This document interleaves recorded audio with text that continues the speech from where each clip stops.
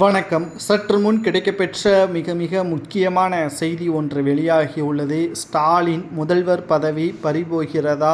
ஊழல் வழக்கில் செந்தில் பாலாஜி அவர்கள் மூலமாக சிறைக்கு செல்கிறாரா ஸ்டாலின் என்ற தகவலை தான் இந்த வீடியோவில் முழுமையாக தெளிவாக நாம் பார்க்க போகிறோம்.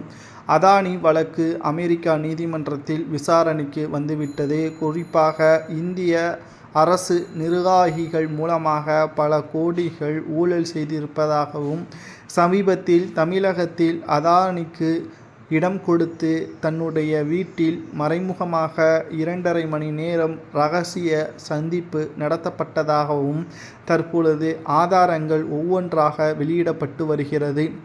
இதில் நிச்சயமாக மின்சாரத்துறையில் மிகப்பெரிய அளவில் ஊழல் நடைபெற்றிருப்பதாகவும், முதல்வர் ஸ்டாலின் அவர்களுக்கும் இதில் தொடர்பு இருப்பதாகவும் தகவல்கள் வெளியாகி கொண்டிருக்கிறது.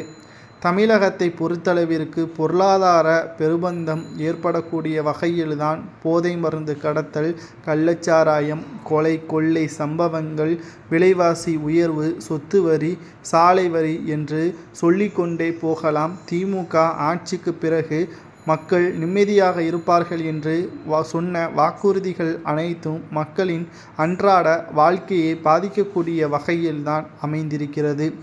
ஸ்டாலின் அவர்களும் அதானியும் கூட்டாக இணைந்து சுமார் 7,500 கோடி தமிழகத்தில் மிகப்பெரிய ஒரு ஊழலை நடத்தியிருக்கிறதாகவும், அமெரிக்கா நீதிமன்றத்தில் கையும் களவுமாக சிக்கிய அதானி அவர்கள் தற்பொழுது தமிழகத்திலும் ஊழல் நடைபெற்றிருப்பதற்கான வாய்ப்புகள் இருப்பதாகவும் ஆதாரங்களும் வெளியிடக்கூடிய வகையில் அமலாக்கத்துறை அதிகாரிகள் உதயநிதி அவர்களது வீடுகள் மற்றும் ஸ்டாலின் இரகசிய பங்களாவிலும் சோதனைகள் நடத்த உள்ளதாகவும் செய்திகள் வெளியாகி கொண்டிருக்கிறது.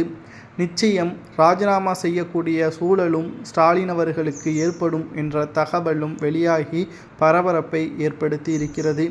நிச்சயமாக ஸ்டாலின் அவர்கள் முதல்வர் பதவியை ராஜினாமா செய்ய வேண்டும். அடுத்து 2026 சட்டமன்ற தேர்தல் முன்பாகவே இடைத்தேர்தல் வருவதற்கு வாய்ப்புகள் இருக்கலாம்.